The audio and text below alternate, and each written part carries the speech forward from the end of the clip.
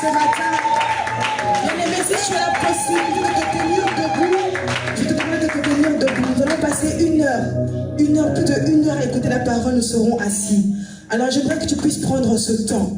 Lorsque papa Jackson a dit, parmi les 10 lépreux, il n'y en a qu'un seul qui est revenu en arrière. Je me suis dit, pourquoi il n'a pas simplement dit merci là où est-ce qu'il était? Pourquoi il n'a pas simplement glorifié le Seigneur?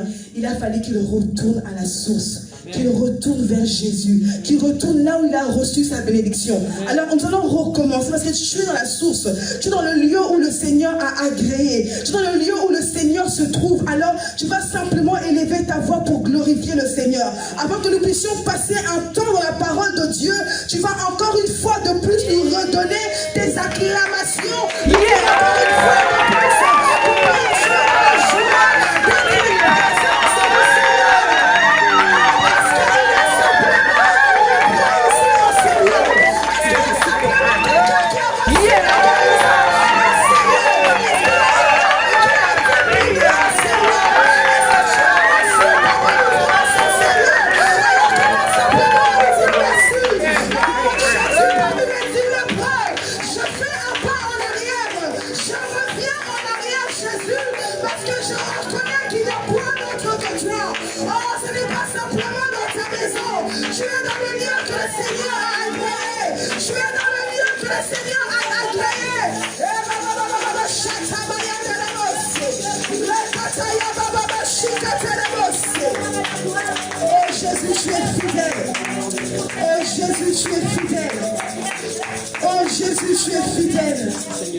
Oh mes bien-aimés, tu es venu dans la présence de Dieu. J'aime cette chanson, je ne vais pas la chanter, mais c'est juste pour nous expliquer l'importance, pourquoi est-ce qu'on est venu ici. Cette chantre dit, Seigneur, je viens dans ta présence, le cœur assoiffé de toi. Tu vas écouter la parole de Dieu. Tu dois être assoiffé de la présence de Dieu. Tu dois être assoiffé de te dire que la parole qui sera déclarée cet après-midi, c'est la parole qui t'a réveillé ce matin. C'est la parole qui t'a bousculé ce matin pour venir dans sa présence. Alors mets simplement ta main sur ton cœur et déclare, Seigneur, cet après-midi, je suis assoiffé de toi. Je suis assoiffé de ta parole. Parce que la parole qui sera délivrée par ton serviteur sera la parole de ma bénédiction, sera la parole de ma restauration. Seigneur, je viens dans ta présence parce que je suis assoiffé de toi. Est-ce qu'il y a un assoiffé de Jésus? Est-ce qu'il y a un assoiffé de Jésus? Pas un assoiffé d'un homme, pas un assoiffé d'une église, mais un assoiffé de Jésus. Est-ce qu'il y a un assoiffé de Jésus en ces lieux? Oh Seigneur, nous venons dans ta présence de cœur assoiffé de toi. Seigneur, nous croyons que la parole que tu vas délivrer à travers l'instrument que tu t'es choisi va nous restaurer, Jésus. Oh Seigneur, je viens déclarer cet après-midi que la parole que tu vas déclarer ce soir sera une parole pour ma restauration, sera une parole qui va me transformer, sera une parole qui va me délivrer, sera une parole qui va me guider, sera une parole qui va me faire croître. Oh Seigneur, tu es fidèle. Seigneur, à toi soit toute la gloire, Jésus. Seigneur, je te bénis pour tes serviteurs, pour tes enfants qui sont venus en ces lieux, non pas pour un homme, non pas pour un bâtiment, non pas pour une église, parce qu'ils reconnaissent qu'il n'y a qu'un seul Dieu qui sauve, parce qu'ils reconnaissent qu'il n'y a qu'un seul Dieu qui délivre, parce qu'ils reconnaissent qu'il n'y a qu'un seul Yeshua Mashiach, parce qu'ils reconnaissent qu'il n'y a qu'un seul Elohim, parce qu'ils reconnaissent qu'il y a un seul Emmanuel, parce qu'ils reconnaissent qu'il y a un seul Jéhovah Jireh, parce qu'ils reconnaissent qu'il n'y a qu'un seul Jésus-Christ. Alors acclame pour le nom qui a été donné au-dessus de tous les noms. Acclame pour Jésus. Oh, je suis dans la joie d'être là cet après-midi. Parce que je sais que le Seigneur nous a choisi un merveilleux instrument. Mais bien aimé, sois dans la joie. Parce que le Seigneur ne t'a pas oublié. Le Seigneur veut te restaurer cet après-midi. Alors sans plus tarder, est-ce que nous pouvons acclamer pour le Seigneur Jésus-Christ qui s'est choisi son instrument, notre papa que nous connaissons, notre papy pour la plupart, l'évêque Kazan.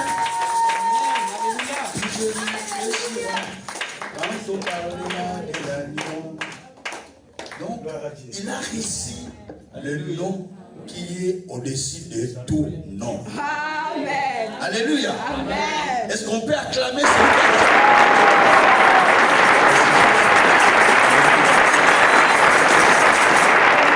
Bien-aimé, Jésus-Christ est vivant. Quand vous venez dans sa présence, la chose primordiale à faire, c'est de vous laisser émouver par le Saint-Esprit.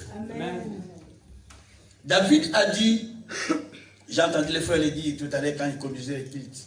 David a dit, mon âme a soif de toi. Yes. Je désire contempler et expérimenter ta puissance et ta gloire. Psaume 63, versets 1 à 3. Il faut désirer. Quand vous allez à l'église, ne venez pas comme d'habitude. Yes, amen. Vous désirez recevoir quelque chose. Yes. Qui va au magasin sans désir? Ah, je pose la question. Qui va dans un magasin sans désir? Tu rentres, alors, enfin, il y a, ma fille dit souvent, papa, je ne sais pas le thème qu'il appelle ça. Il dit, papa, c'est pour faire les shows. Pas le shopping, mais faire le tout. Comment je ne sais pas, il a une expression qui dit ça, c'est l'expression des jeunes. J'ai difficile à retenir. Il me dit, papa, c'est faire le tour du marché, du magasin, voir les petits trucs, et puis tu vas l'acheter prochainement. J'ai dit, lèche-vitrine. Ah, lèche-vitrine, hein? C'est ça, merci. C'est ça. Il me dit, lèche-vitrine, c'est quoi? Moi, je croyais que c'était pour lécher la vitrine. Il dit, non, c'est faire le tour. Ah, moi, j'ai appris le français, pour moi, c'est pas le français ici. Il dit, mais c'est papa, c'est-à-dire que c'est pour aller faire le tour du magasin, voir les choses. J'ai dit, tu n'as pas envie, mais tu passes seulement pour voir, regarder les choses. Oui, c'est ça. J'ai dit, alors tu n'as pas envie d'acheter, mais tu regardes seulement. Il dit oui. Alors, il y a beaucoup de gens qui viennent à l'église comme ça. Comme les gens qui font des lèche-vitrines. Donc il vient, il est en train de lécher l'église, regarder, voir, mais sans s'attendre à recevoir quelque chose. Mais il y a un homme qui était paralytique. Acte 3. Je n'ai pas encore prêché, hein? Ne vous en faites pas. Je suis en train de vous préparer. Et cette personne est venue. Quand il est venu, il s'est assis à la porte du temple. Acte 3, verset 1 à 6. La Bible dit qu'il demandait le monde, comme d'habitude. Mais quand il a vu les apôtres entrer au temple, la Bible dit que s'attendant recevoir de quelque chose. Donc, quand vous voyez un serviteur passer, quand le prophète d'Ave vient, je lui dis tout un petit, il ne faut pas s'habituer avec les membres de l'église. Je lui dis ça, je dis, ne t'habitue pas avec eux. Sinon, il faut s'habituer, il faut dire, ah, on est habitué. Il faut que quand vous venez à l'église, vous devez avoir la soif de recevoir quelque chose auprès des hommes de Dieu. Amen. Amen. C'est quand il conduisait que j'ai reçu ces messages. Quand il dirigeait, moi j'ai reçu ces messages. Donc quand tu viens, aie la soif de recevoir quelque chose. Ne va pas à l'église vainement qui rentre sur mes pédouilles. Mais si tu parles avec l'esprit, je vais recevoir quelque chose, tu le reçois. Moi je suis venu avec deux soifs. Un, de transmettre quelque chose. Deux, de recevoir quelque chose. Romains 1, verset 11. Je viendrai vers vous pour vous transmettre quelques dons. Donc je suis venu pour transmettre. Mais deuxième partie, deuxième aspect, je suis venu pour recevoir de Dieu ce qu'il prépare pour moi. Parce que pendant que je prêcherai, je ne sais pas ce que Dieu va déposer. Et ça va rentrer, c'est ce qui est la partie que moi je vais recevoir. C'est pour ça que j'ai l'habitude, quand j'écoute la prédication, je l'enregistre. Parce qu'à la maison, je l'écoute des fois 5, 6, 7 fois. Vous écoutez une prédication une seule fois. Mais moi, quand je prêche ma prédication, je l'écoute des fois 7, 5, 7, 8 fois. La même prédication que j'ai prêchée, je peux l'écouter 8 fois. Vous savez pourquoi? À force d'écouter, ça ouvre l'oreille spirituelle. À force d'écouter, ça me donne de nouveaux versets. À force d'écouter, ça ouvre mon oreille à une autre prédication. C'est ça le principe. Je vous dis, mais pourquoi quand je dis beaucoup de choses, mais c'est ça le secret, je vous dis le secret. Quand vous écoutez une prédication beaucoup, mais c'est comme vous écoutez des chansons, vous retenez les paroles des chansons, non? Mais c'est facile. C'est facile de devenir un grand prédicateur. Tu n'as pas besoin de faire de longues études pour devenir grand prédicateur. Le fait d'écouter les gens plus, tu reçois leur style, leur façon d'agir et tu prêches comme eux. C'est le secret. Paul a dit ça. Ephésiens 3, verset 2 à 6. c'est avec révélation que j'ai reçu le mystère que je viens de vous écrire en peu de mots. En les écoutant, vous pouvez vous aussi vous représenter de la même intelligence. À l'église, ne venez pas de manière ordinaire. Amen. Venez avec attente. Venez avec attente de recevoir quelque chose. Dans le langage biblique, nous disons, viens avec un cœur en pleine expectative. Donc, un cœur qui est plein à recevoir quelque chose. Donc, quand tu viens comme ça, Dieu fait quelque chose. Dieu soit loué. J'ai un thème, parce que le thème que le prophète nous a donné, c'est de libérer les captifs. C'est le thème que nous enseignons dans cette église, n'est-ce pas? C'est ça ou pas? Amen. Ok. Donc, le thème qu'on nous a donné, c'est celui de libérer les captifs. Donc, au long de ces mois, le message que l'homme de Dieu avait reçu, c'est celui de parler, c'est de libérer les captifs. Il a dit, Papa Kazin, tu es bien positionné pour nous donner cet enseignement parce que toi, ton ministère, c'est de libérer les captifs. Donc, mon ministère, c'est ça, libérer les captifs par la puissance de la parole de foi. Et moi, c'est comme ça que Dieu fonctionne, que Dieu travaille avec moi. Chacun a son ministère, chacun a le don que Dieu lui a donné. Alors, aujourd'hui, le thème que je vais développer, toujours dans ce même cadre, hein, je donne un sous-thème. Parce que notre thème central, c'est libérer les captifs. Retenez bien. Mais le sous-thème que je vais devoir donner en ce jour, qui te contrôle? Quelqu'un peut dire Amen? Amen. Ou qui contrôle ton être? Ça prend encore bien. Dites à ton voisin qui te contrôle. Ah, mais dites à ton voisin qui te contrôle. J'aime une église qui parle. La foi, c'est parler. C'est pas moi qui dis, c'est la Bible qui dit. Nous avons écrit, c'est pourquoi nous avions parlé. C'est ce que dit la Bible. La Bible dit que Paul dit que j'ai écrit, c'est pourquoi je parle. Nous avons écrit, c'est pourquoi nous parlons. Quand tu crois, tu dois parler. Amen. Même Romains 10, c'est en croyant de la parole, en croyant du cœur qu'on parvient à la justice. Mais en confessant de la bouche qu'on parvient au salut. Tu crois au cœur, tu reçois la justice. Mais quand tu parles de ça, tu reçois le miracle. C'est la Bible qui dit, c'est pas moi, Romains 10. Amen. Amen. Alors, le thème, comme je l'ai dit, qui te contrôle ou qui contrôle ton être. Il y a beaucoup de gens qui vivent dans ce monde sans savoir qui les contrôle.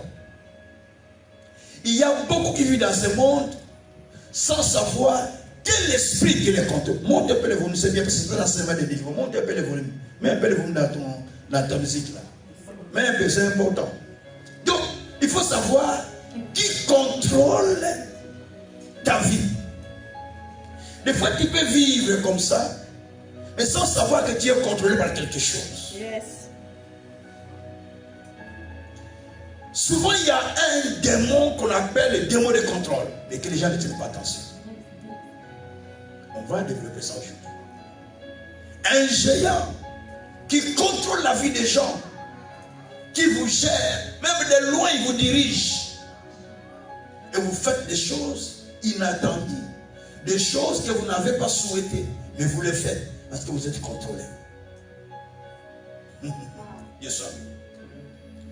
Qui contrôle ton être? C'est ça mon thème. Si je peux définir ce thème, je vais l'expliquer de cette manière. Quel esprit qui te contrôle? Qui est derrière l'acte que tu fais? Qui est derrière la vie que tu mènes? Qui est derrière la situation que tu vis?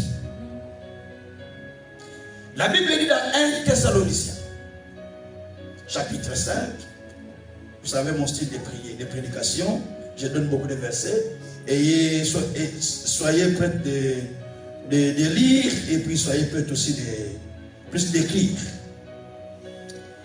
Alors, 1 Thessaloniciens chapitre 5,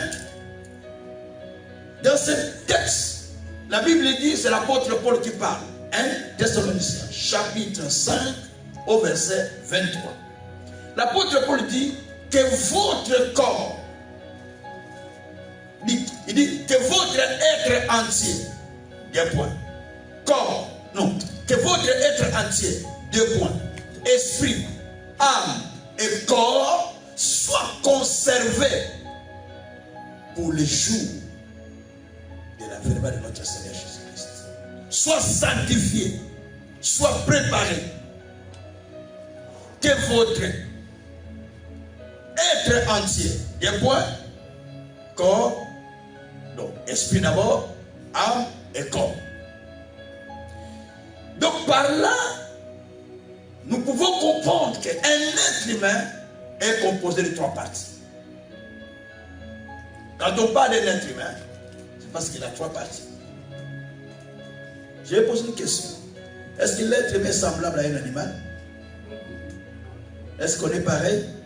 Mais qu'est-ce qui nous différencie avec l'animal là? L'âme. C'est l'âme qui nous différencie avec l'animal? Comment ça? Expliquez-moi. Expliquez-moi, l'animal n'a pas l'âme? Mais expliquez-moi, l'animal n'a pas l'âme?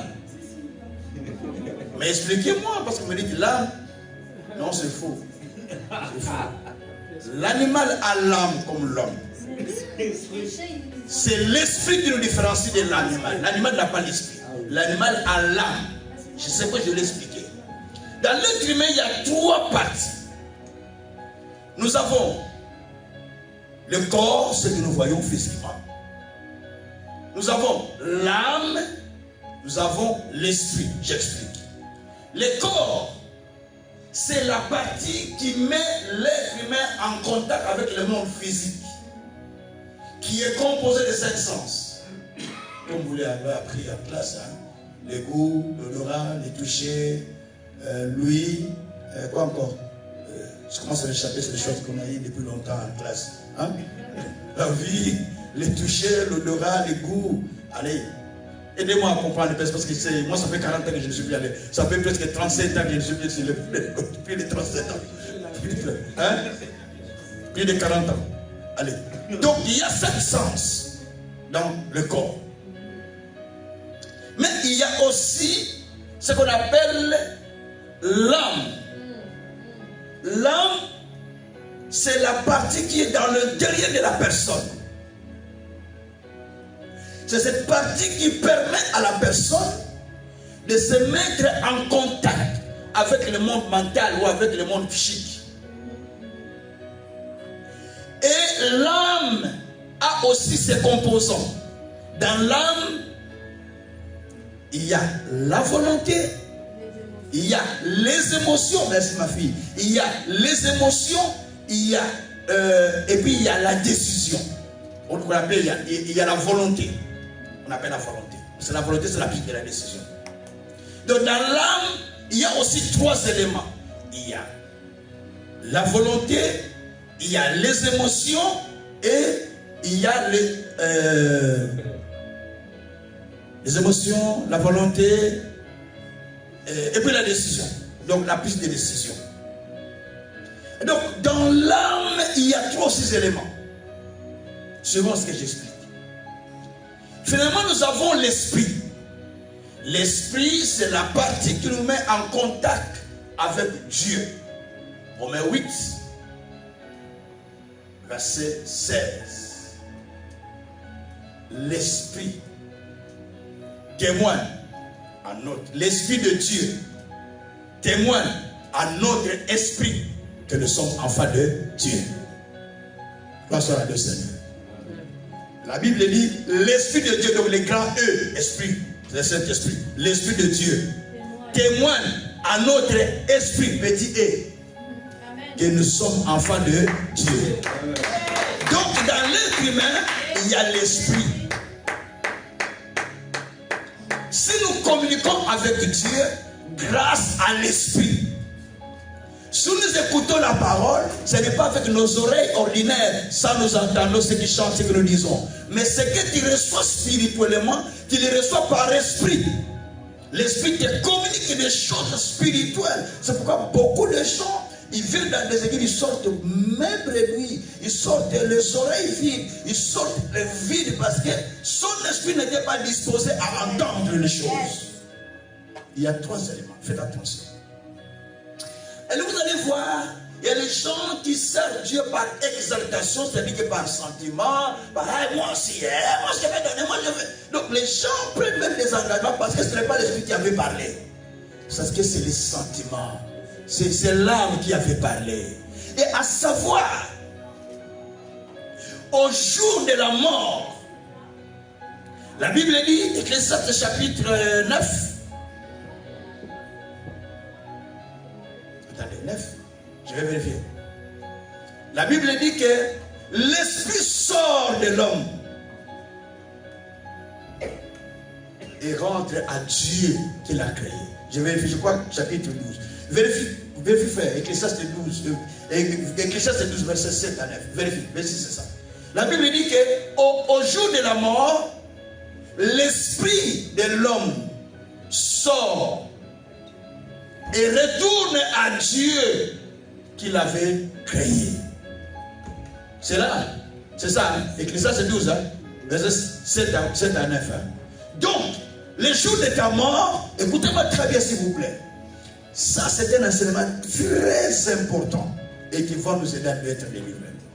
Le jour de la mort de chacun de nous, quand même qu'on amène le corps à l'église, quand même vous faites des cérémonies, mais la personne n'est plus là. La Bible dit, avant que les portes ne s'ouvrent, avant que les pleureurs ne pleurent, l'esprit déjà sort. Avant que vous ne pleurez, son esprit est déjà parti. Son esprit est déjà sorti. Avant que vous commencez à pleurer, il est mort. Non, c'est-à-dire que l'esprit était parti. Et puis vous voyez, il est mort. Mais c'est l'esprit qui était sorti de lui. La mort, c'est la sortie de l'esprit de l'être humain. C'est ça qu'on appelle la mort. Ce n'est pas la sortie de l'âme, sortie de l'esprit. C'est là qu'on appelle la mort. Quand l'esprit sort de l'homme, la personne n'est plus vivante. Parce que ça rentre au Créateur. Donc ça, c'est notre enseignement pour savoir est-ce que tous les esprits rentrent à Dieu ou les autres se réveillent déambulent par-ci par-là. Ça, c'est un autre jour. Non, non, non. Ça, c'est un enseignement qu'il faut donner à un autre jour. Ça existe. Gloire soit à notre Seigneur. Donc, l'esprit me met à contact direct avec Dieu. Mon corps me met en contact avec les morts. Quand j'ai faim, je dois manger, je dois sortir, je dois aller. Ça, c'est mon corps qui est en train de bouger. Tu prends les choses, tu pars. Et quand tu commences à regarder, oh, cette scène est jolie. Ce n'est pas ton esprit. Oh, mon esprit m'a dit. Souvent chez nous, en Lingala, je vais dire ça, franchement, ne la faites pas. En Lingala, on dit, esprit, il est petit, mon esprit aime cette fille. Hein. Non, non, non, ce n'est pas ton esprit qui l'aime. Non, non, l'esprit n'aime pas. C'est ton âme qui commence à aimer la fille. Parce qu'on aime avec les sentiments. Ah, j'aime bien ce téléphone. Ce n'est pas l'esprit qui aime. L'esprit aime les téléphones. Non, l'esprit n'aime pas les choses du monde. C'est l'âme qui aime. Alléluia.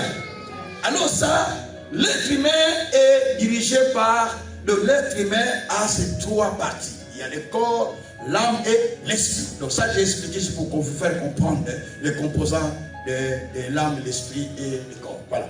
Ça, c'est le corps. Ça, c'est l'être humain dont nous parlons. Et la Bible dit, dans Proverbe 25, verset 8, l'homme de Dieu chrétien, vous pouvez lire le verset là, 25, Proverbe 25, verset 28. Lis-moi ça en haute voix. Comme ça, on va attendre. C'est très important. 25, verset 28, c'est là où on commence. Amen.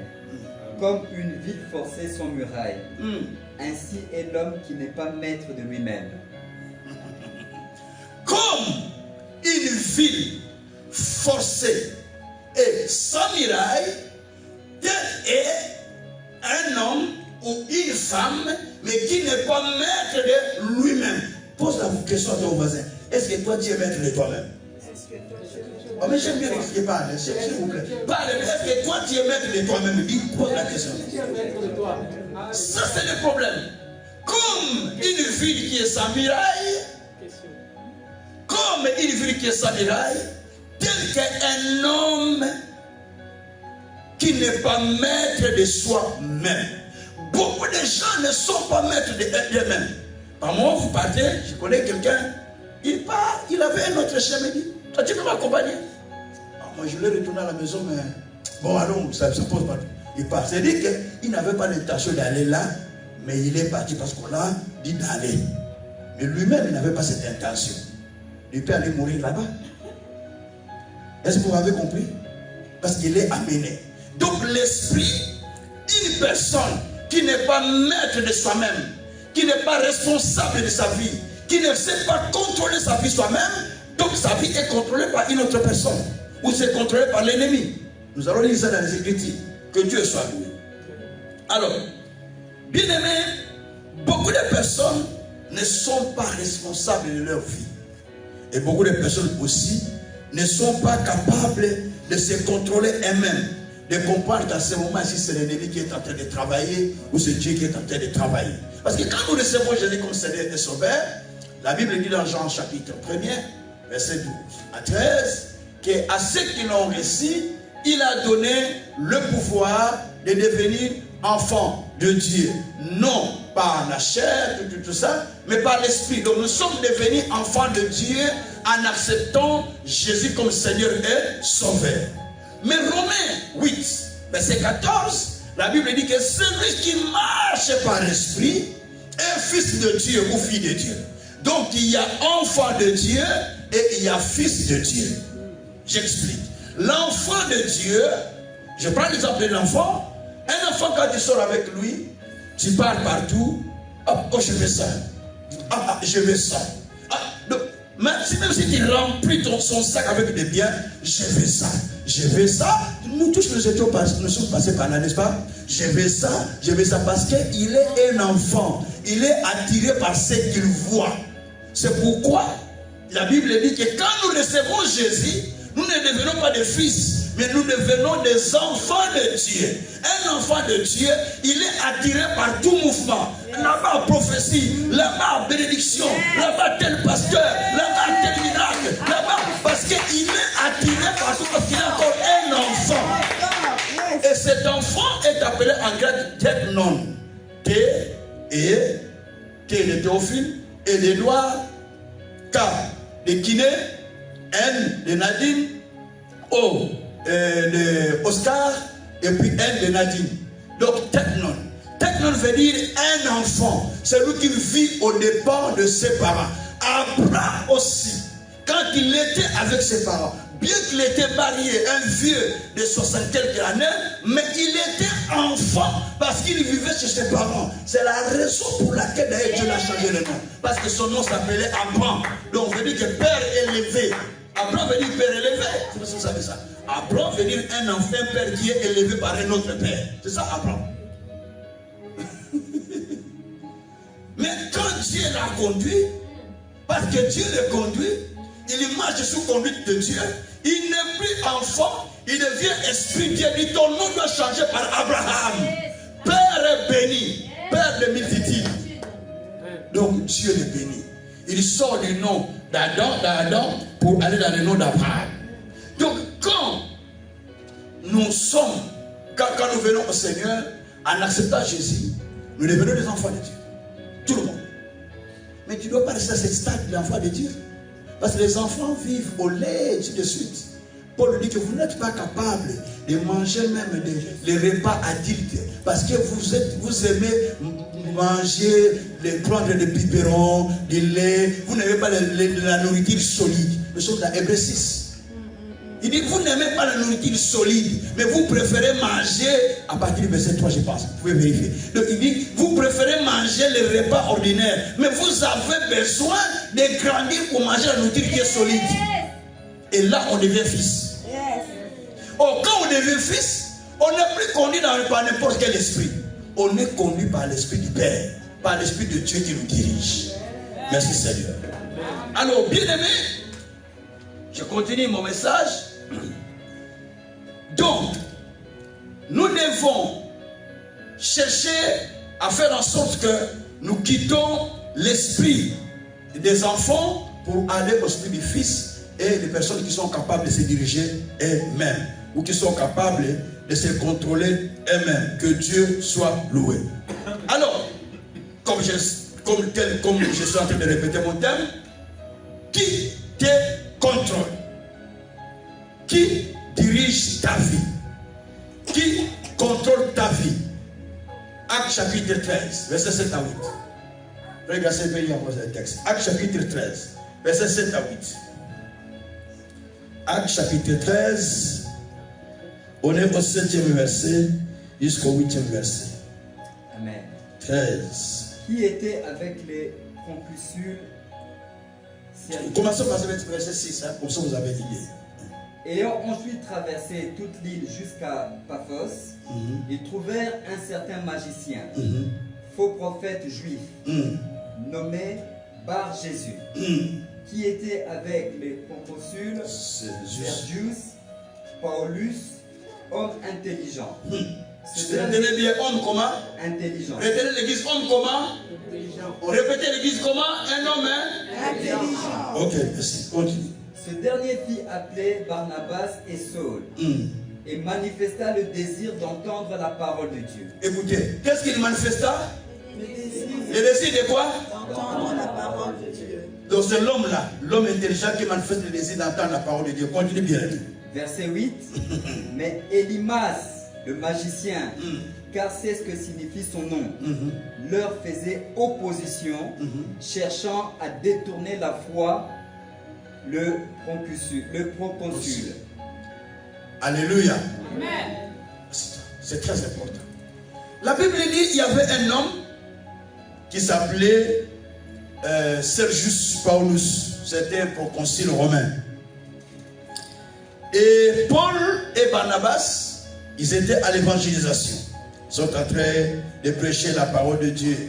Ils arrivent à Chypre. Ils trouvent le proconsul romain, mais qui était accompagné toujours par son ami, qui s'appelait Élimas, le magicien. Il était un homme terrible, il bougeait les gens. Élimas veut dire que l'homme de la magie. C'est ça le nom. Parce que son nom était Simon. Mais son nom c'est Élimas, veut dire l'homme de la magie, l'homme qui étonnait les gens. La Bible dit qu'il étonnait les gens avec beaucoup de miracles. Et à ce moment-là, les proconsuls ayant entendu Paul et Barnabas, de façon dont ils prêchaient l'évangile, il manifesta écoutez bien, il manifesta le désir d'entendre aussi la parole de Dieu. Donc il appelle Barnabas et Paul pour qu'ils écoutent aussi l'évangile. Pendant que Paul prêchait l'évangile au proconsul, Élimas est en train de détourner les cœurs des proconsuls. Il dit, mais qu'il ne coupe pas cette parole. Il est en train de manipuler, de contrôler, pour les détourner de la foi. Lui qui avait déjà le désir d'écouter, il commence à dire, oh, c'est fatigant ces choses. Oh non, non, non. Oh non, c'est fatigant. Donc il commence à détourner son attention ailleurs, pour qu'il ne puisse pas écouter l'évangile. Paul, ayant été rempli du Saint-Esprit, constata que cet homme qui est à côté de lui est en train de les détourner pour qu'ils n'entendent pas l'évangile. Il dit, jusqu'à quand va-t-il continuer à faire ça? Qu'il soit aveugle l'instant même. Il est devenu aveugle. Donc l'évangile, il faut pas avec l'évangile. L'évangile est une puissance qui nous permet de maudire et de bénir. Ah, vous ne savez pas ça? Hein? Vous avez le pouvoir de maudire et le pouvoir de bénir. Apocalypse 11, verset 6. Et 2 Corinthiens 10, verset 5 à 6. Vous avez le pouvoir de bénir toute désobéissance. Et au moment là, Paul maudit Élimas. Et Élimas devient aveugle. Et les proconsuls crient. Dit, ah, donc vous voulez me détourner? Ah, je crois maintenant en Dieu. Donc, pendant que la personne manifestait le désir d'écouter la parole, de suivre le Seigneur, il y a une autre personne qui est en train de travailler pour détourner son attention. Et ça se passe souvent dans nos vies. Vous avez l'intention de dire, je vais faire des chants de prière. Mais tu entends une autre dire, ah, tu es fatigué, repose-toi. Je vais aller à l'église. Ah non, il y a encore du temps, attends. Je vais te donner pour les loyers. Ah non, attends, tu vas donner prochainement. Donc il y a un esprit qui travaille, qui te contrôle pour t'écarter du vrai chemin que tu voulais prendre. Et cet esprit est appelé l'esprit de contrôle. Dis à ton voisin, qui contrôle ta vie maintenant? Parce que tu es en train de comprendre maintenant. Qui contrôle? Tu commences à comprendre maintenant. Tu commences à comprendre? Qui contrôle ta vie maintenant? Donc certaines situations que nous vivons dans la vie sont dites par un esprit qui contrôle la vie d'une personne, d'un être humain. Et quand il contrôle, tu fais des efforts, mais tu ne t'en sors pas. Tu fais des efforts, mais tu ne t'en sors pas. Romains chapitre 7, verset 15 à 18. La Bible dit, c'est l'apôtre Paul, vérifie les textes. L'apôtre Paul dit, ce que je sais, je ne le fais pas. Sur ma Bible. C'est que, Romains 7, verset 15 à 18. Ce que je sais, je ne le fais pas. Ce que je hais, c'est ce que je fais. Les biens que je sais faire, je n'arrive pas à les faire. Paul lui-même dit, là, je comprends que ce n'est plus Dieu. Donc ça, c'est une autre nature qui est en moi. C'est le péché qui est en moi. Il a dit que c'est le péché qui est en moi. Moi, ce n'est pas le péché. C'est le démon qui était en Paul. Parce que ça, 14 ans après être pasteur, il a fondé des églises. Il a prêché les gens. Il a délivré les gens. Mais il sent encore cet esprit qui l'oppresse. La Bible dit, ce que je fais, je ne le sais même pas. Comment tu peux faire des choses sans le savoir? Il faut être un bébé. Un bébé, quand il fait toilette, il ne sait pas qu'il a fait toilette. Ou il faut être un fou. Le fou, même si c'est des nids, il ne sait pas qu'il est nid, parce que c'est un fou. Est-ce que vous comprenez? Donc Paul était habité par une maladie qu'on appelle psychologiquement l'amnésie, de la perte de mémoire. Il fait des choses sans savoir qu'il est en train de faire du mal. Quand vous allez dans mon pays au Congo, j'ai pitié. Vous allez voir un papa de mon âge, hein. Il a une fille de 25 ans. Chérie, mais c'est sa fille. Même de 30 ans, c'est ta fille. Moi, j'ai fait 62 ans le 10 décembre. Même de 30 ans, mais c'est ta fille. J'ai regardé, j'ai dit, mais c'est sa fille. Non? Mais il est inconscient parce qu'il a un problème d'amnésie. C'est un amnésique. Vous allez voir souvent, quand on arrête quelqu'un qui a fait des crimes, il dit, je ne sais pas comment je l'ai fait. Je ne sais pas pourquoi. Donc, là, il devient normal, il ne comprend pas pourquoi il a fait ça. Mais c'est ça qu'on appelle amnésique. C'est une perte de mémoire. Normalement, spirituellement parlant, c'est un démon qui te fait perdre tes sens. Quelqu'un a compris ce que je dis? Ça, on n'est pas en psychologie, mais j'ai des choses qui sont très importantes. Et deuxième maladie qu'on trouve chez Paul, il dit que je désire faire le bien, ou le bien que je désire faire, mais je n'arrive pas à le faire. Le mal que je refuse, c'est ce que je fais. Donc on sent la Paul est sous l'oppression satanique. On appelle ça le démon de l'oppression satanique. Donc il est oppressé. C'est un démon. Est-ce que toi tu es oppressé ou pas? Est-ce que toi tu es oppressé ou pas? Demande-moi quel démon a dit dans ta vie, toi? Demande-lui. A dit dans ta vie? J'assure la délivrance, non? Donc les démons de l'oppression, il vient te mettre même la chose qu'il ne voulait pas. Va faire. Il te pousse, mais tu ne veux pas aller de toi-même. Il te dit, j'ai pas voulu, quoi, tu suis tombé dans ce péché encore. Tu commences à regretter. Quand tu as fait la chose, tu te regardes et tu dis, pourquoi j'ai fait ça? Pourquoi j'ai fait ça? Parce que tu es sous l'oppression. Tu ne voulais pas voler, mais tu voles quand même. On a laissé l'argent. Moi, mon père, quand on grandissait, il laissait l'argent sans les compter.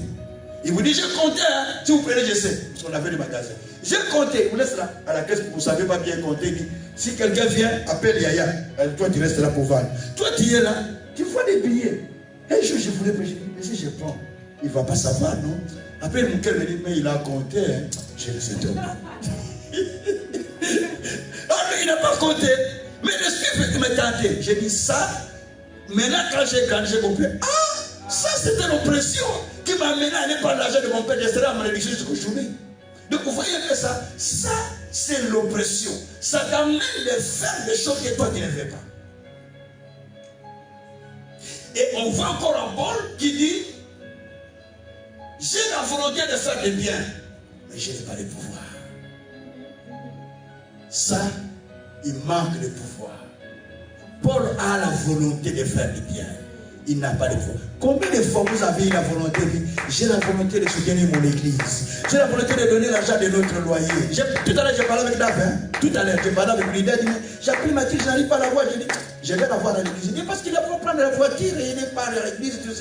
Je vais la voir tout de suite à l'église. J'ai parlé quand j'étais en train, j'ai parlé avec David en train. J'ai parlé avec lui tout à l'heure. Donc, des fois, tu n'as pas la volonté. Tu as la volonté plutôt de faire du bien pour le progrès du royaume, de donner pour l'église, de donner pour les loyers. Mais quand tu arrives à dire, ah, bon, j'attends tes frères de la scène, j'attends tes frères Calvados, j'attends que maman te donne, j'attends. Et toi, parce que toi, on t'a imposé un démon qu'on appelle marque de pouvoir. Yes.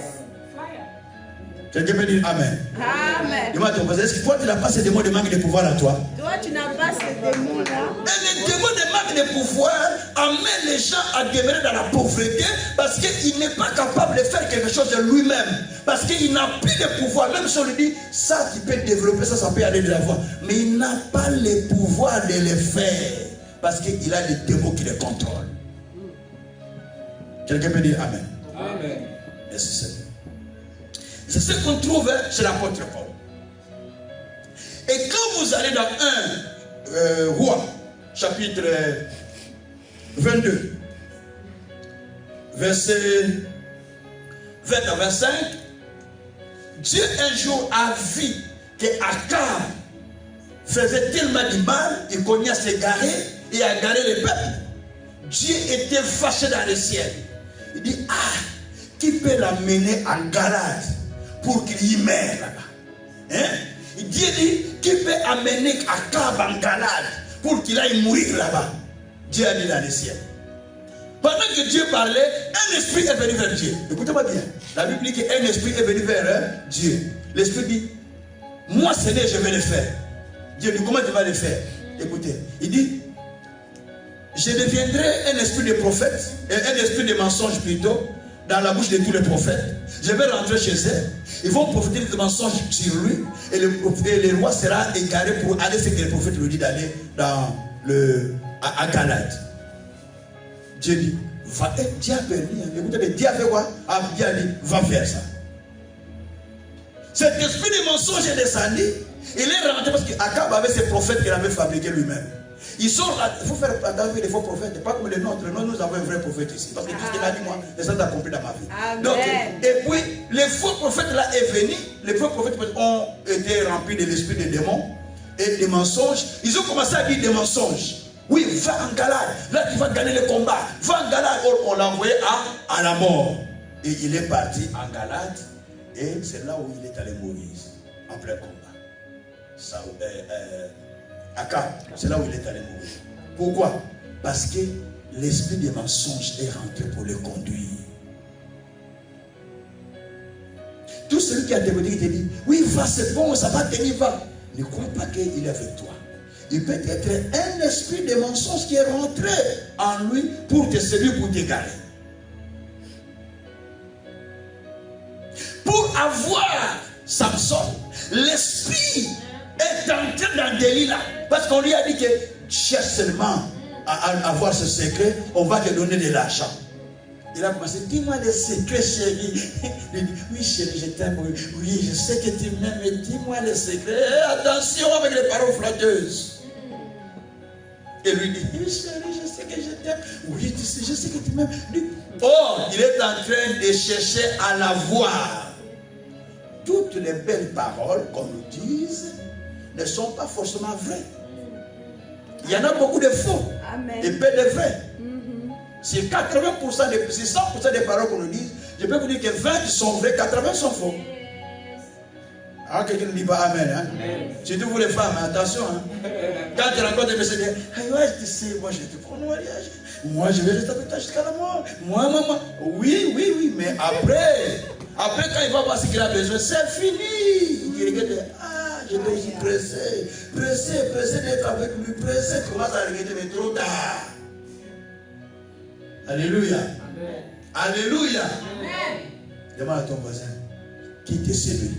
Qui te séduit? Je suis en train d'expliquer les choses. Dis à ton voisin, qui te séduit? Qui te séduit? Là, je explique tous les démons, je les explique pendant que je parle, là, je pense. Hein. Donc, il y a aussi des démons qui viennent pour séduire. Tout ça sont les démons de contrôle, on appelle ça des démons de contrôle. Parce qu'ils peuvent venir par la séduction, ils peuvent venir par beaucoup de choses. Donc, tout ça, c'est des démons de contrôle. Tout ce que j'explique. Tout ce que j'explique. Que Dieu soit loué. Amen. Alors, bien aimé, donc, dans la vie, il faut faire une observation pour comprendre quel esprit qui est en toi, quel esprit qui te contrôle. Quand vous lisez Luc chapitre 8, verset 27 jusqu'au verset 29, on nous parle de l'histoire d'un homme fou, on l'appelle le fou de Gadara. Cet homme était fou. La Bible dit, il y avait des démons qui étaient en lui. D'autres, parce que quand vous lisez Matthieu, ça c'est lui qui dit, mais quand vous allez dans Matthieu, tout dit l'esprit qui était en lui. Donc, il y avait des démons qui étaient en lui, l'esprit qui était en lui. La Bible dit qu'il l'a mené à vivre dans les cimetières. 1. 2. Ça l'a mené à enlever ses vêtements. Vous savez ça? 3. La Bible dit que ça l'a mené à comment on dit ça?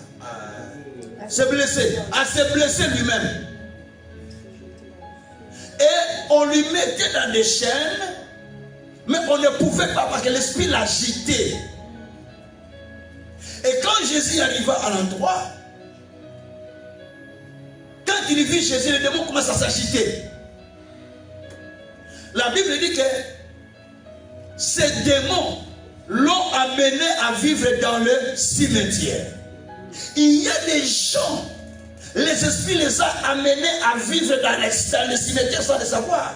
Donc toi tu crois que tu es vivant parce que tu manges, parce que tu bois, mais en fait tu n'es pas vivant. Tu vis dans le cimetière spirituel. Avance. Quelqu'un comprend maintenant? Amen. Mais toi tu crois que tu es vivant, mais en fait tu n'es plus vivant. Mais tu vis dans le cimetière qui est spirituel. Donc quand on compte le monde spirituel, Dieu aussi te voit là-bas qui est un monde spirituel. Parce qu'il y a des démons qui t'ont amené là-bas. Il y a certaines personnes, permettez-moi, je veux des enfants. Les messieurs, tu commences à lever, juste au début. Toi-même, tu commences à te déshabiller, sortir avec lui. Non, c'est un démon. C'est ce que dit la Bible. Ce type s'est levé les vêtements lui-même. Parce qu'il y a un démon qui l'est poussé. Ça, c'est le démon de l'Europe. Hein, où les gens aiment rester le corps à moitié nu. C'est un démon. C'est le démon qui était chez ce monsieur-là. Le fou de Gadara. Moi, j'appelle ça le démon de Gadara. Quand tu vois des fois avec les ministres, le démon de Gadara. Ça, c'est le démon de Gadara. Qui enlève les vêtements. Alléluia. Amen. Et ce démon était dans cette personne. Et la personne vivait dans les cimetières. On l'a mis au cimetière. On a choisi la résidence au cimetière. Pourquoi? Parce que c'est le démon. Je veux dire que le Messie n'était plus maître de sa propre vie. Il était plus maître de son... Il ne pouvait plus prendre le contrôle de sa vie. Mais ce sont des démons qui contrôlaient sa vie. Juste quand les démons sont pratiqués, Jésus a chassé les démons, la personne est revenue au sens normal. Et je te dis, je mets le vêtement. Parce qu'il est revenu à sens normal. C'est vrai, certaines personnes, quand ils font des choses, quand ils les ramènent au sens normal, ils disent, waouh, Dieu, je ne savais pas. Il pleure. Quand j'ai fait des délivrances, souvent, tu entends qui dit, papa, j'ai passé le temps comme ça, je ne savais pas. J'ai passé le temps comme ça. Il pleure. Je dis, c'est normal parce que tu ne savais pas que tu étais contrôlé par un esprit. Quelqu'un peut dire Amen. Amen. Ça passe ou ça ne passe pas? Ça passe. Je dis ça, place à la Seigneur. Alors, bien aimé, il y a aussi un enfant qui était dans Marc 9. L'enfant était épileptique. La Bible dit que cet enfant était épileptique. Je vais lire ce texte. J'ai aimé, je méritais cette savoir, j'étais en train, j'ai dit, ah mon Dieu. Ah non, non, non, non, non. La Bible a des secrets. La Bible a vraiment des secrets.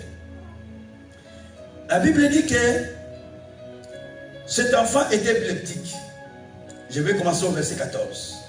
Lorsqu'ils furent arrivés près des disciples, ils virent autour d'eux une grande foule de scribes qui discutaient avec eux. Dès que la foule vit Jésus, elle fut surprise et accourut pour le saluer. Et il leur demanda, sur quoi discutez-vous avec eux? Avec mes disciples. Alléluia. Et on continue. On continue. Verset 16. Non, verset 17. Et un homme de la foule lui répondit, Maître, j'ai amené auprès de toi mon fils, qui est possédé d'un esprit muet. Écoutez bien. Qui est possédé de quel esprit? Qui est possédé de quel esprit? Répondez-moi. Qui est possédé de quel esprit? Esprit muet. Mais ce n'était pas vrai. En quelque lieu qui les saisisse, il les jette par terre, et l'enfant équime et grince les dents et devient tout raide.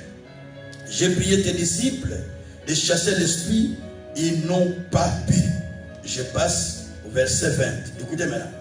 Aussitôt que l'enfant vit Jésus, l'esprit l'agita avec violence. Il tomba par terre et se roula à équimer. Jésus demanda au Père, combien y a-t-il de temps que cela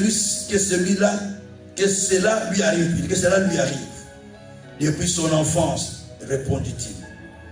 Souvent l'esprit l'a jeté dans le feu, dans l'eau, pour le faire périr. Mais si tu peux quelque chose, viens à notre secours et compassion de nous. Gloire soit rendue au Seigneur.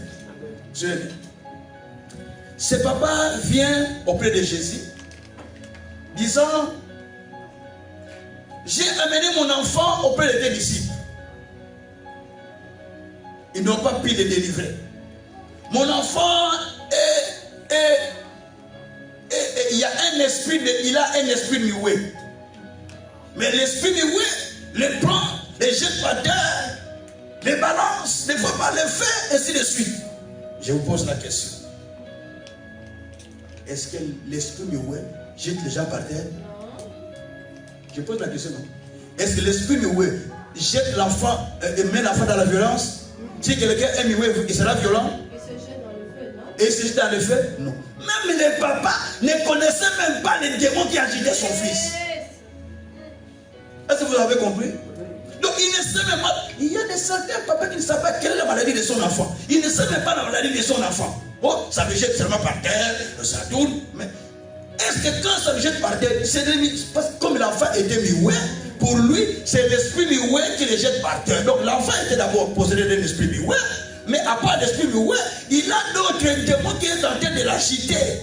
Démons épileptiques qui est en train de l'agiter, qui l'amène dans les dangers. Écoutez ce qui se passe. Ah, Dieu est bon. La Bible dit, en ce moment-là, Jésus approcha vers l'enfant.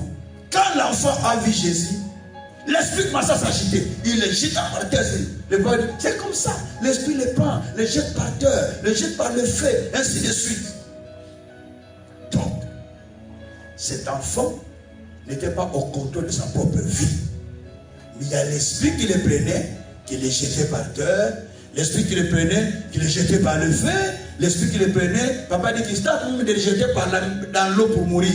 Qui le jetait même dans l'eau pour mourir. Donc c'est l'esprit qui l'a mené. Ce n'est pas lui-même l'enfant qui faisait ça, mais c'est l'esprit qui l'a mené. Mais le problème est que l'esprit qui l'a mené, papa ne comprenait pas que l'esprit qui était dans l'enfant, comme l'enfant était muet pour lui, c'est l'esprit muet qui fait ça. Ce n'est pas par moment, les démons qui vous agitent, tellement vous êtes dans les problèmes, ça c'est les démons. Non, non, non, ce n'est pas ce démon-là qui t'agite. Ça encore, il faut découvrir quel démon qui est en toi. Ça c'est un autre démon. J'ai prié pour une fille qui était muée, une jeune dame, dans les trentaines. J'ai pris l'onction. Cette vidéo est dans YouTube. J'ai touché ses lèvres. J'ai dit, je parle à l'esprit muet de quitter sa bouche à l'instant. J'ai dit, bouche, ouvre-toi. Ouvre-toi. À l'instant, après j'ai dit, comment tu t'appelles? Elle a parlé sur place. C'est dans les 8 que vous regardez le vidéo. Parce qu'il y avait d'abord il faut d'abord comprendre quel est l'esprit qui anime la personne. Certaines personnes qui viennent à l'église, ils vous demandent, papa, priez pour moi, je ne sens pas bien. Papa, priez pour moi, je ne me marie pas. Papa, priez pour moi, je ne travaille pas. Non, il faut d'abord découvrir quel esprit qui anime la personne. Hein, papa Gracien, vous qui faites des délivrances, qui êtes quand vous êtes les pasteurs. Quand j'enseigne ça à l'école, je dis, les pasteurs ne doivent pas faire la délivrance n'importe comment. Ils doivent d'abord chercher à comprendre. Je travaille dans ce domaine, ça fait plus de 30 ans. C'est le domaine dans lequel je travaille. Il faut comprendre d'abord, quel est d'abord les démons qui contrôlent la personne. Les démons dont nous parlons aujourd'hui, l'esprit là, on appelle ça l'esprit de contrôle. Ça prend le contrôle de la vie de quelqu'un, ça contrôle la vie de quelqu'un, ça amène la vie de quelqu'un, ça te traverse, ça te jette où il veut. Parce que toi, tu n'as plus de contrôle sur toi-même. Est-ce que quelqu'un comprend? Quelqu'un comprend? Je pose encore la question. Est-ce que tu as contrôle sur ta propre vie? Est-ce que tu as contrôle sur ta propre vie? Demande à ton voisin, est-ce que toi tu as contrôle sur ta propre vie, toi tel que tu es là? Parle à ton voisin, est-ce que tu as contrôle sur ta propre vie? Demande à ton voisin. Ne parle pas par l'aventure, on parle. Dis, est-ce que tu as contrôle de ta propre vie? C'est très important. Donc ce sont des choses qui se passent. Mais des fois on ne fait pas attention, on laisse comme ça et ça passe sans qu'on comprenne qu'il y a un démon qui opère. On va prier tout à l'heure. Alors bien aimé, donc ça c'est ce que nous voyons, les démons là qui contrôlent. Quand vous allez dans 1 Corinthiens 2, verset 11 à 12, la Bible dit,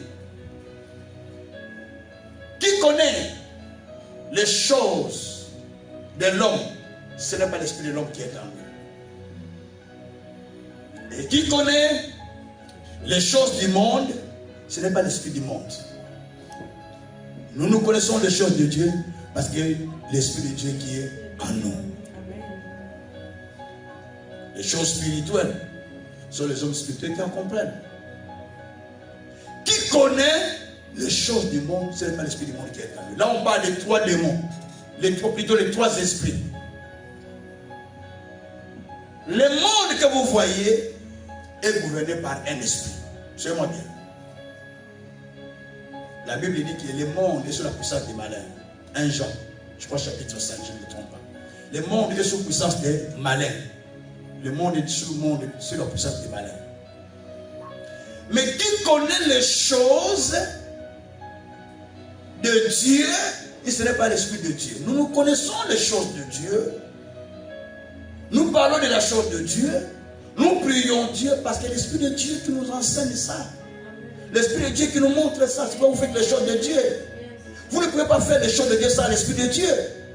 Sinon vous allez chercher à acheter l'esprit comme Simon le magicien qui a dit, prends l'argent, donne-moi le pouvoir quand j'impose la main à quelqu'un, qu'il vive le même miracle que je suis en train de vivre en face de vous. Donc ça, on ne peut pas acheter l'onction, on ne peut pas acheter le pouvoir. Mais on comprend les choses de Dieu parce que l'Esprit de Dieu travaille avec vous et l'Esprit de Dieu est en train de vous pousser à comprendre la vérité de la parole de Dieu. Sans l'Esprit de Dieu, vous ne pouvez pas servir Dieu. Sans l'Esprit de Dieu, vous ne pouvez pas aller de la foi. Sans l'Esprit de Dieu non plus, vous ne pouvez pas vous engager à soutenir votre église. Vous n'avez pas l'Esprit de Dieu. À un moment, à Kinshasa, les années 92, de 92, on avait reçu un pasteur, l'ami de mon père spirituel. Il est venu du Cameroun, Dr Yolo Gaza. Il était directeur de la banque BDG, Banque des pays des Grands Lacs, Banque des pays des Grands Lacs à l'époque. Donc il était directeur de BDG. Et Il est venu nous prêcher. Il y a un frère qui a interprété, qui est aujourd'hui pasteur comme moi, il a délai de ma promotion. Et il prêchait. Le pasteur il a effrité beaucoup d'argent. Il prêchait.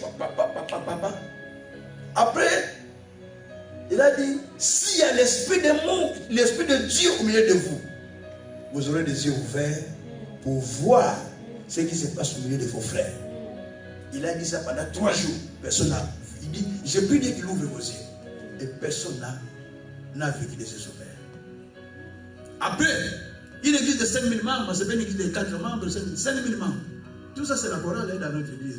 C'est même pas la chorale moitié. Parce que la chorale, on avait 3 chorales. Une chorale qui a déjà à peu près 60 filles, chorale des filles, et puis chorale des hommes qui a à peu près 50, et puis 2 groupes musicales qui comptent déjà à peu près 30 musiciens. Donc c'est vraiment grand. Alors, quand il parlait, personne ne voyait. Alors il a dit, vous servez Dieu, vous priez Dieu, mais vous ne priez, vous ne servez pas Dieu avec l'esprit de Dieu. Je dis, oh, moi j'ai conduit une grande église aussi, parce que j'ai conduit l'extension de notre église. L'apôtre de Saul conduisait aussi une extension, et l'autre conduisait une extension. Celui qui a interprété aussi conduisait une extension. Il dit, ah, comment ça? Et puis notre Père, celui qui conduit toute la communauté. Oh.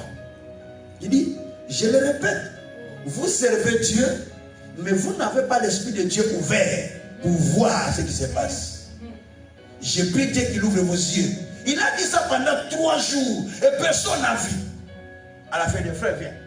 Celui qui l'interprétait. Frère, viens. Il dit, soulève tes pieds comme ça. Les frères avaient honte de soulever. Il dit, soulève tes pieds. Soulève. Les 13 autoritaires. Les frères ont soulevé.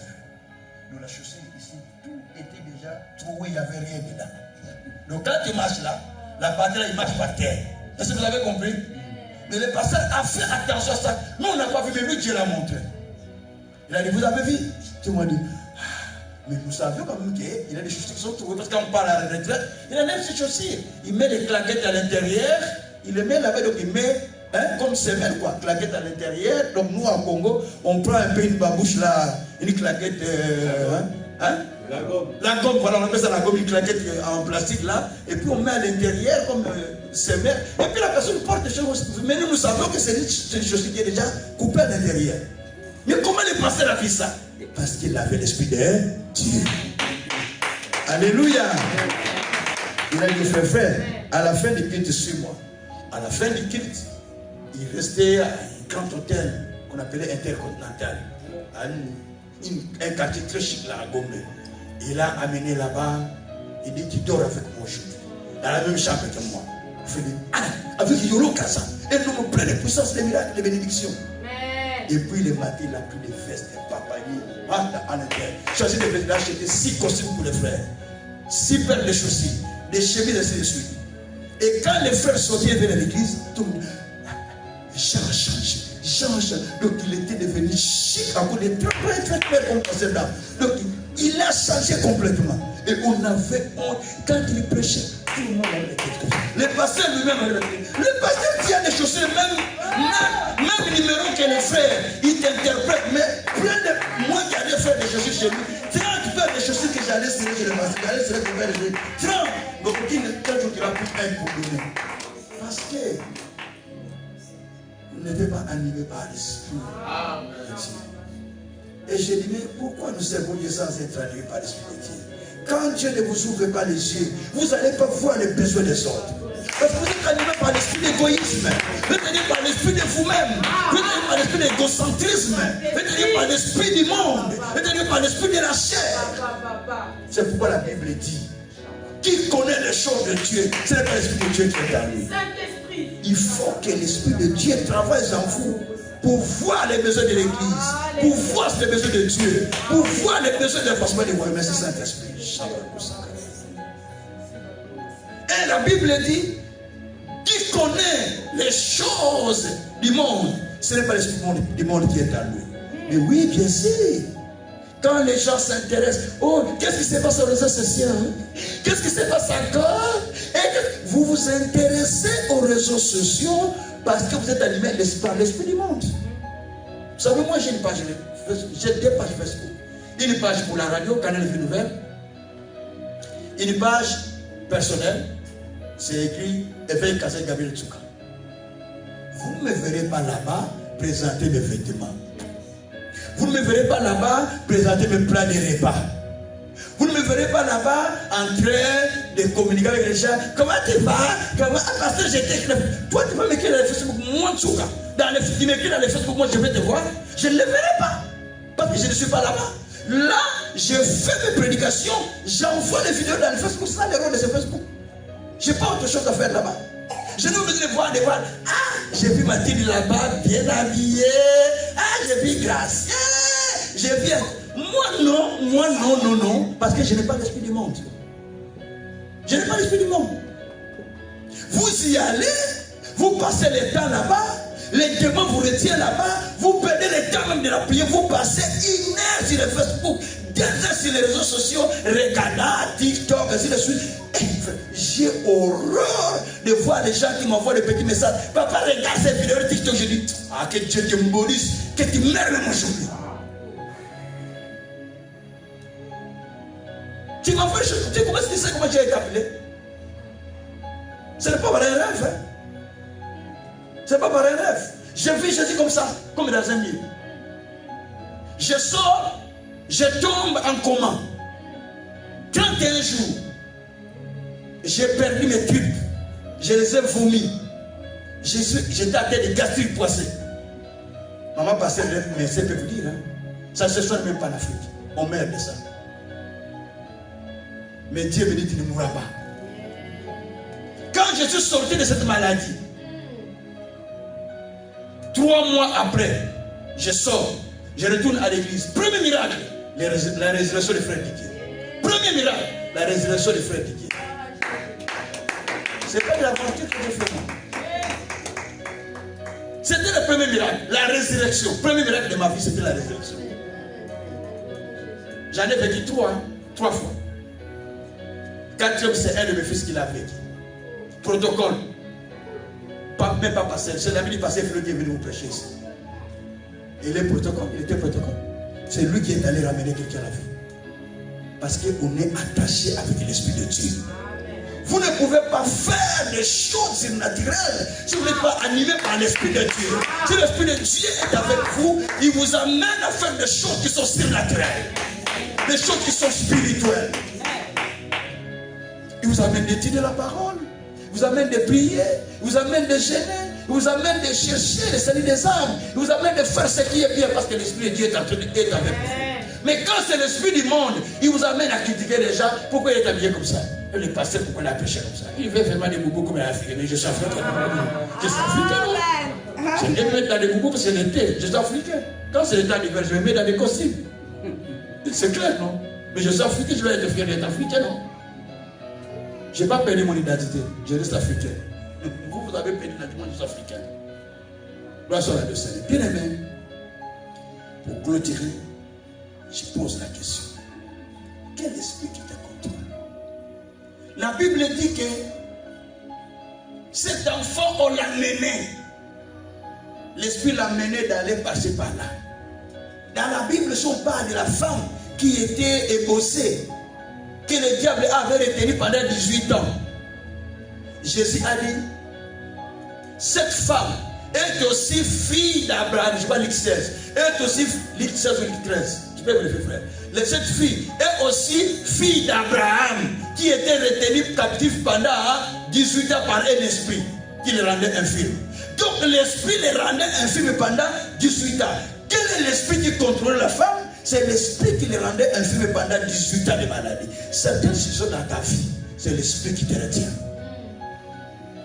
Jésus a demandé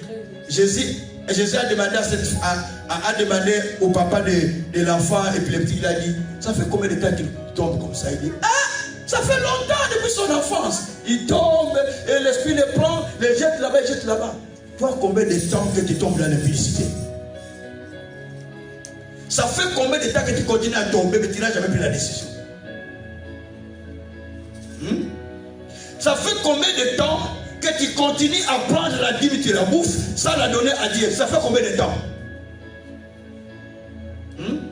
Ça fait combien de temps que toi, tu demeures toujours dans le péché? Ça fait combien de temps? Ça fait combien de temps tu demeures dans la maladie, tu demeures dans le célibat, tu demeures dans telle chose? Ça fait combien de temps? Ce n'est pas toi-même. C'est un esprit qui t'a mis là-bas. Qui t'a amené dans un cimetière.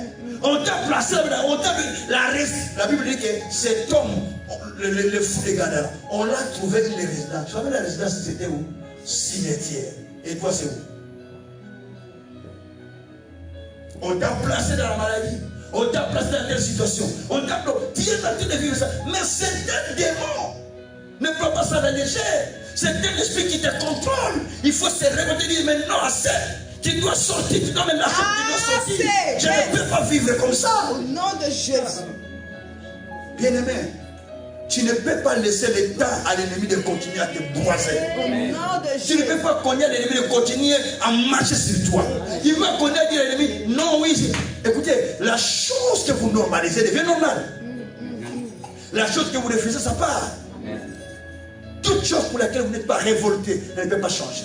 Il y a un homme qui révolte déjà. Chaque situation qui ne vous révolte pas, ça ne change pas. Et toute prière que tu fais, qui ne révolte pas ton cœur, ne révolte jamais Dieu. Amen. Toute prière que tu fais, qui ne révolte pas ton cœur, ne révoltera jamais Dieu. Yes. Dieu ne répond pas à toutes les prières. Je ne sais pas si vous savez ça. Dieu répond aux prières qui vous a d'abord révolté vous-même. Ça vous a révélé, Seigneur, assez. Je ne peux pas côté comme ça. Non, sors-moi, Seigneur. Dieu dit, ah, il a besoin de sortir. Amen. Et tu vous sors. Yes. Bien-aimé, jusqu'à quand seras-tu contrôlé par ce petit esprit? Je l'appelle petit esprit. Jusqu'à quand seras-tu contrôlé? Je vais prier maintenant avec vous. Qui sent dans sa vie qu'il n'a pas encore donné sa vie à Jésus dans le vrai? Et tu retombes tout le temps dans le péché. N'ayez pas honte.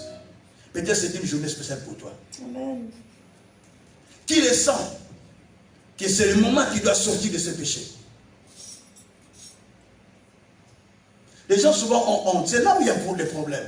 Quand vous avez honte, Jésus dit j'aurai honte de vous aussi. Le péché, ce n'est pas seulement tomber dans l'impudicité. Déjà parce que péché, c'est tomber dans l'impudicité. Quand vous n'obéissez pas à Dieu, quand vous ne payez pas vos dons, quand vous ne payez pas vos dîmes, quand vous n'obéissez pas à vos parents, quand la femme n'obéit pas à son mari, quand le mari n'obéit pas à Dieu, et tout ça, quand vous n'obéissez pas à l'État, quand vous n'obéissez pas, vous prenez l'argent de l'État, vous bouffez les impôts. Il y a des gens qui roulent ici, des pasteurs. Un pasteur m'avait conduit dans la voiture. Quand il a dit, oh papa, on fait la police. Pourquoi tu fais la police? Je ne sais pas d'essayer. Yo! Toi, tu m'amènes dans la voiture sans la silence. Moi, tu ne peux pas faire ça. Laisse-moi descendre. Je dis, tu es dans un péché, toi. Tu amènes un homme comme moi dans la voiture sans assurance. Mais tu m'exposes au danger. Laisse-moi descendre. Je suis descendu en route, mes frères. En route, je suis descendu. J'ai dit, je prends le taxi. Vas-y toi-même. Mais oui. Si je continue, je l'encourage, je l'animal, non? Donc je pêche avec lui à ce moment-là. Voyez la façon dont j'ai vu. Bien aimé, décide. Peut-être tu es là, tu as honte. Non, je ne peux pas tomber dans le péché, mais peut-être tu fais quelque chose de mauvais. Peut-être même des dîmes, tu ne peux, mais c'est un péché devant Dieu. Quand tu n'observes pas les commandements, Proverbe, chapitre 28, verset 9. Quand tu n'observes pas la loi de Dieu ou le commandement de Dieu, ta prière passe par malédiction, dit la Bible. Lis ta Bible. C'est pas moi qui dis. Quand tu n'obéis pas, quand tu ne fais pas ce que Dieu dit, quelle que soit ta prière, Dieu dit cette prière devient une malédiction pour toi. Quand tu dis Dieu bénis-moi, Dieu dit, tu es en train de dire Dieu maudit-moi. Dieu maudit-moi. Quand tu dis Dieu bénis-moi, Dieu dit non, tu es en train de dire maudit-moi. Parce que tu n'obéis pas à mes paroles. Je vais clôturer par ici. Quelqu'un sent dans son cœur qu'il y a un esprit qui le retient. Parce qu'il est péché, personne n'a répondu. Gloire à Dieu. Quelqu'un sent dans son cœur qu'il y a un esprit qui le retient. Nous voulons prier pour lui. Là où Dieu peut t'élever. Merci ma soeur. Merci mon frère. Tu sens qu'il y a un esprit qui te retient. Tu veux avancer, mais tu n'arrives pas. Paul lui dit que je veux faire du bien, mais je n'arrive pas à faire du bien. Le mal que je refuse, je me retrouve dedans. Mais c'est un esprit qui te contrôle. C'est un démon de contrôle. Des fois, tu as un projet d'aller construire en Afrique. Quand tu as l'argent, tu perds tout, tu oublies le projet. Tu te lances à acheter des choses que tu n'avais pas besoin. Parce que tu as un démon qui contrôle ton argent. Certaines personnes, quand ils gagnent l'argent à la fin du mois, quand il n'a pas l'argent, il a des bons projets. Oh. Mais dès que l'argent tombe, la fille passe à appeler. Ici, il y a quelqu'un qui est malade. Quelqu'un est mort. Oh, l'oncle a des problèmes. Il prend l'argent, il envoie. Et puis il se dit, j'ai appelé pour un projet d'acheter telle chose. Mais l'argent est parti en Afrique. C'est parce que tu es contrôlé. On te contrôle. On attend que tu gagnes l'argent. Et dès que tu gagnes l'argent, on va s'appeler. Si tu sens dans ta vie que quand tu n'as pas d'argent, il n'y a pas d'appel d'Afrique. Mais dès que tu gagnes l'argent, on commence à appeler tel problème, tel problème. C'est que tu as un démon qui te contrôle pour te vider. Et que tu restes les mains vides. Et tu as besoin de la délivrance dans ces cas-là. Il y a un frère qui disait, papa, quand j'ai l'argent, il était en route pour venir me payer la dîme. Il a quitté chez lui, loin. Il a pris le train, il est descendu à la gare de Tunis. Après, il m'a dit, papa, dès qu'il est descendu à la gare de Tunis, quelqu'un l'a appelé. Tiens, dites-moi, mais il rentre tout de suite. Il est rentré à Bruxelles. Elle envoie l'argent en Afrique. Même l'argent de lui qui ne voulait venir me payer, il a rendu. Après, il m'a dit, papa, désolé, j'étais déjà à Tibis pour venir te payer la dîme. Mais quand je suis arrivé à Tibis, on m'a appelé. L'enfant de mon oncle là-bas était tombé malade. Tout, j'ai dit, frère, ça c'est le démon qui te poursuit, le démon de contrôle. Ça c'est le démon de contrôle qui est en train de te contrôler partout. Il est en train de te suivre partout, tu es en train de partir.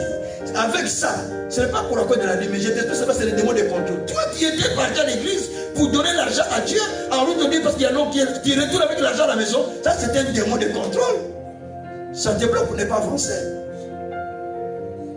J'aimerais bien que nous prions le Seigneur. Oh Jésus, merci. Quel esprit qui te dirige? Lève-toi là où tu es. Commence à rendre grâce à Dieu. Et puis tu vas rendre grâce à Dieu. Moi je vais dire la parole après toi, tu vas répéter après moi. Merci Seigneur Jésus. Alléluia. Rendez grâce à Dieu, rendez grâce à Dieu, rendez grâce à Dieu. Quel esprit qui contrôle ta vie, rendez grâce à Dieu, rendez grâce à Dieu. Rendez grâce à Dieu, rendez grâce à Dieu. Rendez grâce à Dieu. Alléluia. Merci Seigneur. Merci Seigneur. Merci Seigneur. Merci Seigneur. Alléluia. Merci Seigneur. Répétez la prière après moi à haute voix. Seigneur. Seigneur. Répétez à haute voix. Seigneur. Seigneur. Me voici devant toi. Me voici devant toi. J'ai besoin de ton secours. J'ai besoin de ton secours. Sauve-moi. Sauve-moi. L'esprit me prend. L'esprit me prend. M'amène là où il veut. Alors que je n'en vais pas. Seigneur, sauve-moi. Sauve-moi. Délivre-moi. Je me sens captif. Mais viens à mon secours. Aujourd'hui, Seigneur, ne m'abandonne pas. Je pleure ta miséricorde. Je pleure ta grâce. Viens mon Père. Secours-moi. Libère-moi de cet esprit. Je suis longtemps lié. Je traîne au même endroit. Je ne sais pas avancer. Mais maintenant, Seigneur, aide-moi à sortir. Aide-moi à être délivré. Toi, démon, qui me contrôle, qui me lie, je te chasse. Je te chasse. Je te chasse de ma vie. Allez sauter. Allez sauter. Allez sauter. Allez sauter. Allez sauter. Allez sauter de ma vie. Sauter de ma vie. Sauter de ma vie. Donne-moi le contrôle. Je te chasse. Donne-moi le contrôle. Je te chasse. Donne-moi le contrôle. Je te chasse. Esprit de contrôle. Je te chasse. Esprit de l'ennemi. Je te chasse. Esprit du ténèbre. Je te chasse. Esprit de Satan. Je te chasse. Esprit de ténèbres. Je te chasse. Esprit du ténèbre. Je te chasse. Esprit du ténèbre. Je te chasse. Esprit du ténèbre. Je te chasse. Quand tu contrôles la vie de mon frère, quand tu contrôles ma vie, allez sauter. Allez sauter. Allez sauter. Au nom de Jésus. Écoutez-moi bien, aimé. J'aimerais bien que tu pries toi-même. ce n'est pas le pasteur qui va faire cette prière pour toi. C'est toi-même qui chasses les démons qui te contrôlent. Tu le connais mieux que moi, parce que tu connais son nom. Quand il te tracasse, c'est toi qui sais en quoi il te tracasse. C'est maintenant qu'il faut lui parler de sortie. Parle qu'il lui sort. Ma grande, on m'a dit la musique, peut-être on te paie on t'entend les voix. On m'a te paie la musique. Donc il dit, maintenant je suis en train de te parler. Tu dois sortir. Tu dois aller loin de moi. Allez, prions le Seigneur. Alléluia. Prions le Seigneur. Prions le Seigneur. Prions le Seigneur. Prions le Seigneur. Chassez-les. C'est que tu descends en toi. Allez. C'est qui te tourmente. Allez, tu les chasses. Allez, tu les chasses. C'est diamant qui te tourmente. C'est diamant qui te tourmente. C'est esprit qui te tourmente. Tu les chasses.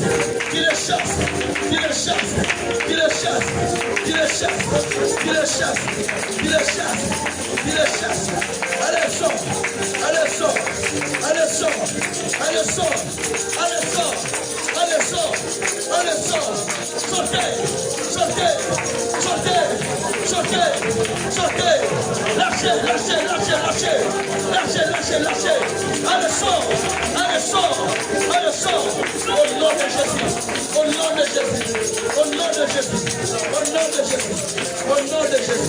Au nom de Jésus. Merci mon Dieu. Par le nom de Jésus. Oui. Des fois tu prends la décision de donner à Dieu. Mais tu sens cet esprit te retenir. Des fois tu sens l'envie de prier et de jeûner. Mais tu vois l'esprit te retourner en arrière. Des fois tu sens l'envie de venir à l'église. Mais tu sens les appels. Attends, moi j'arrive à la maison. Quand quelqu'un t'appelle au moment où tu parles de la prière, c'est un démon de contrôle. Parce qu'il ne veut pas que tu ailles dans la présence de Dieu. Des fois tu vas venir à l'église, mais tu sens la fatigue, tu viens en retard. C'est un démon qui te retarde même la vie.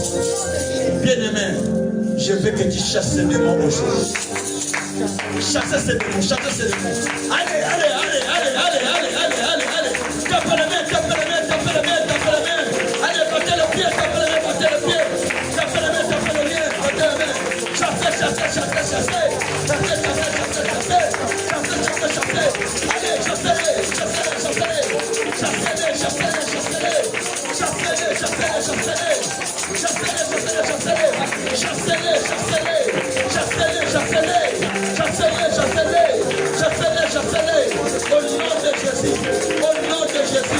Au nom de Jésus. Alléluia. Bien-aimé, nous voulons prier pour les démons qui vous retiennent pour ne pas donner vos dîmes. C'est un démon qui vous retient de ne pas payer vos dons, vos dîmes. Ça vous bloque dans la pauvreté. C'est un démon de la pauvreté d'ailleurs. Nous allons chasser cet esprit. Ça reste beaucoup sur les membres et sur les serviteurs. Nous chassons cet esprit, Seigneur. Alléluia. Nous chassons les démons qui nous retiennent de ne pas donner. Nous les chassons.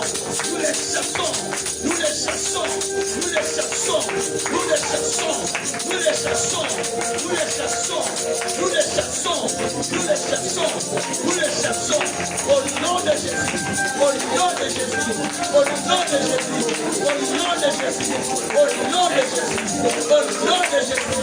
Merci mon Dieu, mon roi. Merci mon Seigneur. Par le nom de Jésus. Alléluia. Je vais aller pour la troisième fois. La toute dernière peut-être. Tout esprit que vous ressentez en vous, qui vous retient, maintenant touchez les vôtres. Vous allez sortir ça. Seigneur, tout ce que le diable a semé en moi, que toi Dieu ne l'a pas semé, aujourd'hui, je le sors de ma vie. Prions le Seigneur, alléluia. Seigneur, le Seigneur est sorti. Tout ce que le diable a semé en moi, que toi tu n'as pas semé, maladie, souffrance, difficulté, allez sors.